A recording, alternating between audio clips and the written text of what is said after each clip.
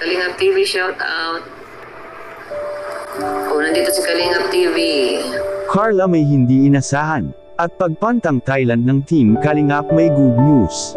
Isang mapagpalang araw sa inyong lahat mga Kalingap, sanay hindi niyo po makalimutan na mag-like sa video na ito. At paunawa tapusin muna ang kabuuhan ng video na ito mga Kalingap at para malaman ang nilalaman nito. At maraming salamat po mga Kalingap sa pagpatuloy na pagsuporta lalo na kay Kuya Val Santos Matubang at kay Ate Edna Vlogs at kay Kalingap Rab, salamat po. Carla may hindi inasahan. Ano naman kaya ito mga Kalingap? Yan ang atin nang malalaman mamaya.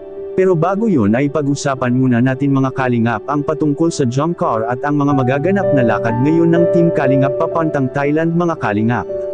Ngayon na nga ang itinakdang pagpunta nila Kalingap Rab at ang jump car papuntang Thailand mga Kalingap, at may magandang balita po para sa mga kababayan po natin na doon nagtatrabaho ngayon sa Thailand mga Kalingap, dahil may magaganap na meet and greet sa Thailand kasama ang Team Kalingap at lalo na sa jump car mga Kalingap.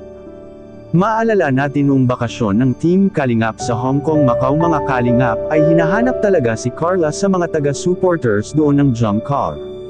At ngayon masasabi natin na maswerte ang mga minamahal nating mga OFW sa Thailand dahil sa magkakaroon na rin sila ng pagkakataon makita si Carla at makita nila sa personal mga Kalingap.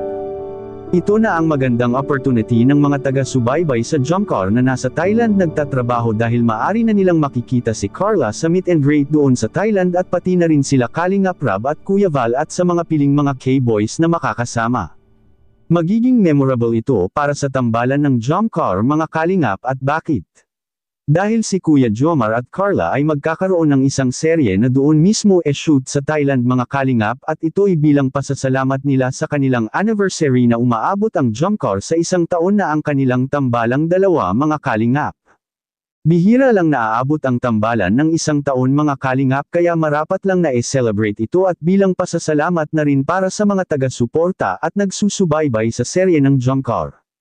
Umaabot sila ng 1 taon dahil sa kanilang samahang dalawa na napakatatag mga Kalingap, at hindi sumusuko kahit sa anumang mga balakid na dumating sa kanila ay nalalagpasan pa rin nilang dalawa ang mga isyu patungkol sa kanilang tambalang dalawa.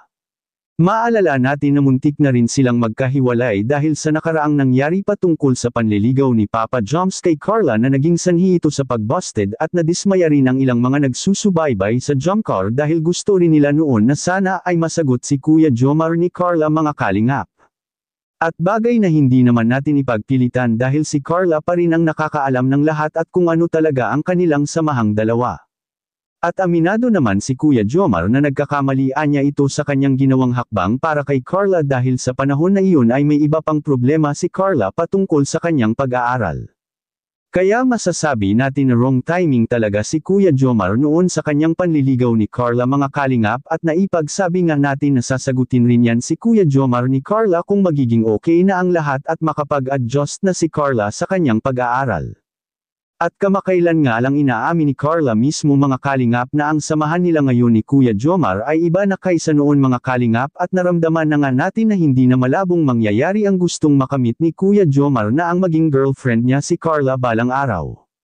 Dahil si Carla na ang may sabi mga Kalingap na iba na sa dati ang kanilang samahang dalawa ni Kuya Jomar, at may naramdaman na si Carla ng pagmamahal kay Kuya Jomar ngayon. At sa kabilang dako naman mga Kalingap, ano kaya ang hindi inasahan ni Carla? Yan ang atin nang malalaman ngayon mga Kalingap. Si Carla pala ay siya pala ang mahiloin pagdating sa nga biyahe, at maaring hindi aasahan ito sa kanilang pagsakay sa eroplano, at maaring makaramdam si Carla ng pagkahilo lalo pa at ang lakas ng takbo ng eroplano mga Kalingap. Kaya pinayohan ito na huwag kalimutan na mag-inom ng Bonamin para sa kanilang biyahe maiwasan itong mahihilo. Anong masasabi niyo po tungkol dito mga Kalingap? Please comment and God bless you all.